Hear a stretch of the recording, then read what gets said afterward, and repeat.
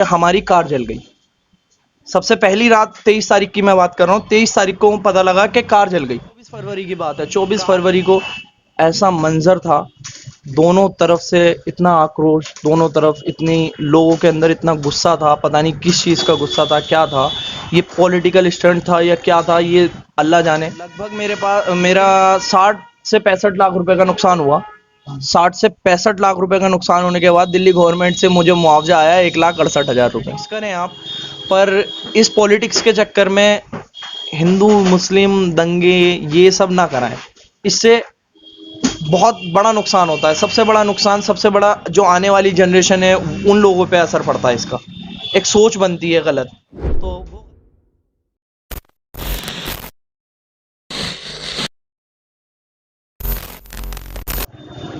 नमस्कार, आदाब। फैजान फारूकी नाम है मेरा और द पब्लिक व्यू देख रहे हैं आप।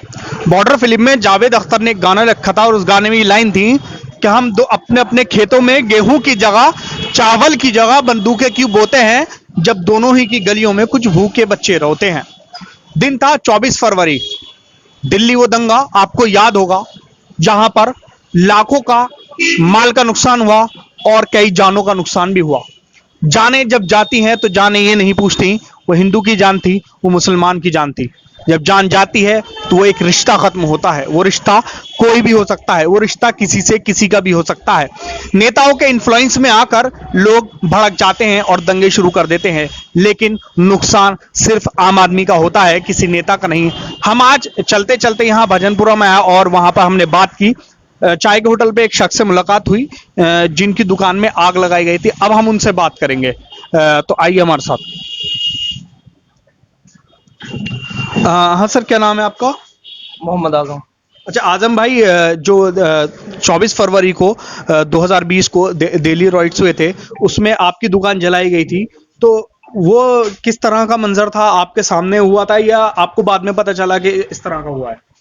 ये कहानी शुरू हुई थी 23 तारीख से जी। 23 फरवरी का दिन था, संडे का दिन था। मैं कहीं गया हुआ था मीटिंग से। मेरा छोटा भाई है, जो आप एक बार कैमरा अगर दिखा दें उधर, तो वो बैठे हुए थे। मेरा छोटा भाई बैठा हुआ था और एकदम से भीड़ आई। और भीड़ आने के साथ साथ एकदम से ऐसा लगा कि कुछ होने वाला है। तो हमने जल्दी जल्दी शटर डाउन करवाया। इससे शटर डाउन करके जैसे ही थे, हमारी एक अल्टो गाड़ी थी, वो भी बाहर खड़ी हुई थी। तो गाड़ी छोड़ी, शटर डाउन किया, शटर के ताले जैसे जैसे लगाए, लड़का था उसने लगवाए। लगवाने के बाद जैसे ही मतलब घर की तरफ बढ़े, खबर आई कि वहाँ झगड़ा हो गया। आए दिन ऐसी खबरें आती रहती थी कि लड़ाई झगड़े हो गए, लेकिन कभी ऐसा नहीं सोचा था कि इस तरीके का झगड़ा होगा, इतना बड़ा झगड़ा होगा। झगड़ा हुआ, पता लगा झगड़ा होने के बाद कि हमारी कार जल गई। सबसे पहली रात 23 तारीख की मैं बात कर रहा हूँ। 23 तारीख को पता लगा कि कार जल गई। कार जलने के बाद फिर पता लगा कि अगले दिन जब हम सुबह वहां गए, तो हमने पता नहीं क्यों ऐसा दिल में डर लगने लगा था, क्योंकि माहौल एक बहुत गर्मा गर्मी का हो चुका था। तो डर लग रहा था कि कहीं ऐसा ना हो कि खुदा ना खास्ता कुछ गलत हो जाए। तो हमने कोशिश की कि हम लोग यहाँ से जल्दी से जल्दी निकलें। और हम लोग, इवन हम लोगों की दुकान वहाँ रेंट पे थी, जहाँ हमारी पहले दुकान थी वो रेंट पे थी। हमने कोशिश की कि हम वहाँ से खाली कर दें दुकान, लेकिन लैंडलॉर्ड ने कहा नहीं, ऐसा कुछ नहीं है, इस तरीके का कुछ नहीं है, जो होना था वो हो गया। कहानी खत्म हुई, जैसे तैसे खत्म हुई। वहां से हम आए अपने घर की तरफ, 12 साढ़े 12 का टाइम हुआ होगा। घर की तरफ आ ही रहे थे कि अचानक से भगदड़ फिर से शुरू। ये 24 फरवरी की बात है। 24 फरवरी को ऐसा मंजर था, दोनों तरफ से इतना आक्रोश, दोनों तरफ इतनी लोगों के अंदर इतना गुस्सा था। पता नहीं किस चीज़ का गुस्सा था, क्या था, ये पॉलिटिकल स्टंट था या क्या था, ये अल्लाह जाने। लेकिन 24 को हम लोग रेगुलरली पुलिस को कॉल की, बहुत सारी कॉल्स की। मेरे पास ये ऑन डॉक्यूमेंट है जी। हमारे पास। हमने जो लगभग कितना का नुकसान हुआ आपकी दुकान में? लगभग मेरा 60 से 65 लाख रुपए का नुकसान हुआ। 60 से 65 लाख रुपए का नुकसान होने के बाद दिल्ली गवर्नमेंट से मुझे मुआवजा आया 1,68,000 रुपए।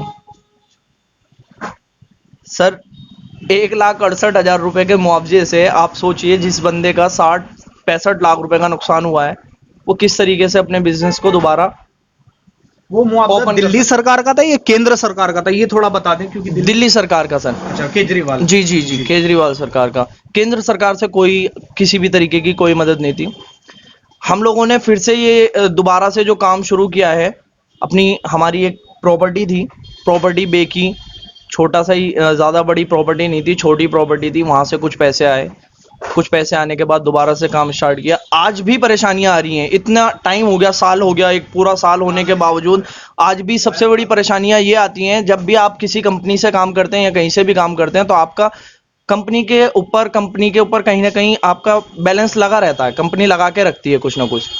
तो आज सबसे बड़ी परेशानी ये आ रही है, एक तो कंपनियों ने बोल दिया कि भाई नगद का काम करेंगे, हम किसी भी तरीके से आपके साथ कॉपरेट जब तक करना था कर दिया, अब नहीं कर सकते। तो आज सर सबसे बड़ी परेशानी ये आती है, हमारे हमारे ऊपर लगभग 14-15 लाख रुपए का कंपनियों का कर्जा था, वो भी हमें देना पड़ रहा है। ना ही किसी तरीके से गवर्नमेंट की साइड से कोई और आर्थिक मदद आई, ना किसी तरीके से। किसे जिम्मेदार समझते हैं ये नफरत भरने के लिए, क्योंकि एक आम इंसान के तौर पर तो शायद नफरत नहीं हो सकती ना। सर ये कहानी शुरू हुई थी ये दिसंबर से, आपको याद होगा 15-16 दिसंबर में जामिया की एक कहानी ये आई सामने के जो सीए एनआरसी के जो प्रोटेस्टर थे, उन लोगों के ऊपर किस तरीके से हमला किया गया। हमला भी क्या बोलेंगे, किसकी साइड से हमला हुआ ये देखिए। दिल्ली पुलिस की बहुत सारी ऐसी फुटेज आई कि दिल्ली पुलिस खुद ही गाड़ियों में आग लगा रही है और कह रही है कि ये दंगाइयों ने किया। इवन लाइब्रेरी में बैठे हुए स्टूडेंट्स को मारा गया, किस तरीके से उन लोगों के साथ दुर्व्यवहार किया गया, वही व्यवहार हमने अपनी आंखों के सामने यहां देखने को मिला। सर 4 दिन झगड़ा होने की वजह से महीनों हम लोग घर से बाहर नहीं निकल पाए। सिर्फ 4 दिन का झगड़ा नहीं था, वो सालों का झगड़ा था। आज भी लोगों के दिल में कहीं ना कहीं हिंदू मुस्लिम ये एक सोच बन गई है। आज मैं भी तो मेरे अंदर डर था ना, तभी तो मैं डर के मारे वहां से छोड़ के यहाँ आया। मेरे पिताजी ने जिंदगी भर की कमाई थी वो लगा रखी थी वहां पे। आज फिर से दोबारा से जो हमारी जुड़ी हुई प्रॉपर्टी थी वो बेची, वो बेचने के बाद हम लोगों ने दोबारा से काम किया। हमारा ही सिर्फ नुकसान नहीं हुआ, मैं ये नहीं कह रहा कि सिर्फ मेरा नुकसान हुआ, उधर से भी इतने ही नुकसान हुए। क्या आप लोग आंदोलन में शामिल थे? सर आंदोलन से देखिए, कोई भी आंदोलन शुरू होता है तो हर किसी की एक अपनी सोच होती है कि मैं उसके सहयोग में हूं या उसके विरोध में हूं। अगर हम सवाल सरकार से नहीं करेंगे सर तो किससे करेंगे? सरकार को हमने चुना है, मेरा भी वोट है, मैं भी वोट देता हूं, मेरा भी इतना ही अधिकार है। तो अगर हम सरकार से सवाल नहीं करेंगे तो किससे करेंगे? अगर किसी ने सरकार से सवाल किया और उसके विरोध में दंगे होंगे तो क्या सवाल करना छोड़ दें? आज लोगों को डर लगता है यार मैं कहीं प्रधानमंत्री जी को कुछ बुरा कह दूं तो कहीं ऐसा ना हो कि मैं एंटी नेशनल हो जाऊं। लोग बोलने से डरते हैं। क्यों है ये डर? क्या आज से पहले ऐसे प्रधानमंत्री नहीं हुए? जो आपकी दुकान में आग लगाई गई है तो उसके आसपास में जो दुकानें थी तो वो एक मतलब एक विशेष समुदाय की थी या और भी समुदाय की दुकानें थी? सर मैं बताता हूँ, ये आपने बहुत अच्छा सवाल पूछा है, मैं आपको फोटोज दूंगा। मेरी बिल्कुल दुकान के बराबर में एक हमारे भाई हैं, वो हिंदू कम्युनिटी से आते हैं, उनकी बैग की शॉप है। बिल्कुल उसके बराबर में बिंसर टीवीएस का एक शोरूम है। मेरी बीच में शॉप थी। मेरी शॉप का नाम है एमिको इलेक्ट्रोमैक प्राइवेट लिमिटेड। हैवेल्स का बोर्ड लगा हुआ था, नीचे एमिको इलेक्ट्रोमैक प्राइवेट लिमिटेड। कहीं से कहीं तक नाम डिफाइन नहीं कर रहा कि ये हिंदू की है या मुस्लिम की है। इधर हिंदू की दुकान, इधर हिंदू की दुकान, बीच में मैं था तो मुझे जला दिया गया। एक विशेष समुदाय को टारगेट किया गया। सर ये बहुत सोची समझी हुई साजिश थी। मैं देखो, जिसके ऊपर बीतती है ना उसका दर्द वो जानता है। आज भी हम उस चीज को फेस कर रहे हैं, मैं ही नहीं, न जाने कितने लोग उस चीज को फेस कर रहे हैं। आपको सैकड़ों लोग ऐसे मिलेंगे जिनके आज तक आंसू नहीं पहुंचे गए। चलो मेरा नुकसान हुआ, माली नुकसान हुआ, जिन लोगों की जानें गई, जिन लोगों के बेटे, जिन लोगों के जवान बेटे मार दिए गए, उनसे पूछो उनका क्या दर्द होगा।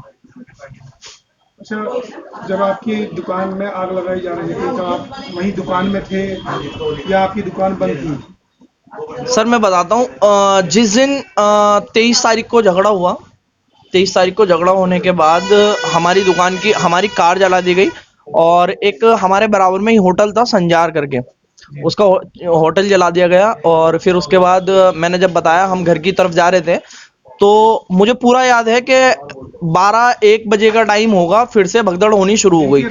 ये दिन के 12 बजे, 24 तारीख को दिन के 12-1 बजे के बाद भगदड़ शुरू हो गई। हम लोग अपने घर चले गए। खबरें आने लगी, क्योंकि वहां भी हमारे कुछ जानने वाले थे, उन्होंने बताया कि यार हमें ऐसा लग रहा है कि कहीं तुम्हारी दुकान ना जल गई हो, क्योंकि यहाँ दुकानें जला रहे हैं लोग, यहाँ दुकानें जला रहे हैं। हमें सबसे बड़ा डर यही था, तो हम लोगों ने कोशिश की वहां जाने की, कि हम लोग वहां जाएं। सर 24 तारीख की रात को हम लोग जब वहां गए, तो हमारी दुकान के पीछे खाली प्लॉट था, लगभग 12-13 फीट की एक दीवार थी। किस्मत थी हमारी, मैं और मेरे भाई गए हुए थे, तो हमारी किस्मत अच्छी थी कि एक 12-13 फीट पे एक जंगला बना हुआ था, एग्जॉस्ट लगता है ना, एग्जॉस्ट का जंगला बना हुआ था। सर हम उसमें से निकल के वापस आए।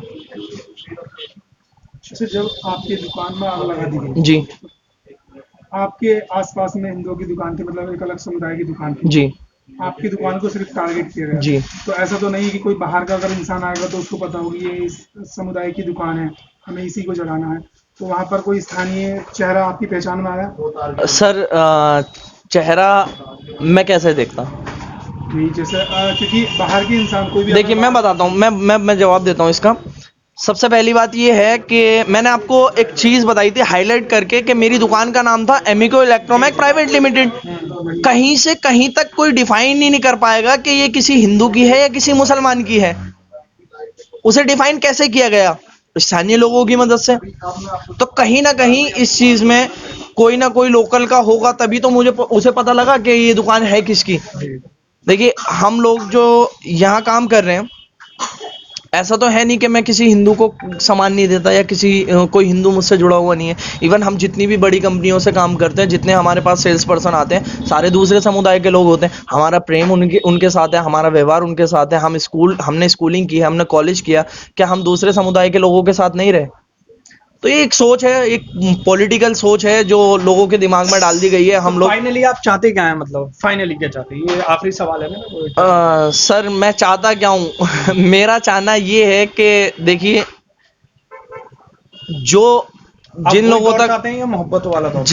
जितना लोगों का नुकसान हुआ है, वो नुकसान तो कोई भी पूरा नहीं कर सकता। पर जो एक प्यार मोहब्बत का नुकसान है, एटलीस्ट हम लोगों को सोच बदलने की जरूरत है। जी। पॉलिटिकल जितने भी पॉलिटिशियन हैं, वो लोग ठीक है अपनी पॉलिटिक्स करें आप, पर इस पॉलिटिक्स के चक्कर में हिंदू मुस्लिम दंगे ये सब ना कराएं। इससे बहुत बड़ा नुकसान होता है। सबसे बड़ा नुकसान, सबसे बड़ा जो आने वाली जनरेशन है, उन लोगों पे असर पड़ता है इसका। एक सोच बनती है गलत, तो वो गलत सोच ना बने, उस तरीके की कोई सोच ना हो। तो बस यही मेरा कहना है कि एक सोच बदली जाए। वो सोच ना रखें लोग जो सोच बना रखी है पॉलिटिक्स ने। यहाँ आकर हमको सिर्फ एक ही बात पता चली कि जो लोगों का नुकसान हुआ है, नुकसान बाकी कोई नहीं, जान माल का नुकसान तो कोई नहीं हो सकता, माल की भरपाई भी पूरी तरह से नहीं की जा सकती, सिर्फ कुछ पैसा दिया जा सकता है। लेकिन फाइनली जो इसका निष्कर्ष निकल कर आता है वो यही आता है कि लोग आपस में सुकून से रहना चाहते हैं। तो किसी भी नेता की, किसी भी पॉलिटिशियन के इन्फ्लुएंस में आकर अपने आपसी ताल्लुकात राजनीति के चक्कर में खराब ना करें, आपस में भाईचारा रखें और देखते रहें हमारा चैनल द पब्लिक व्यू।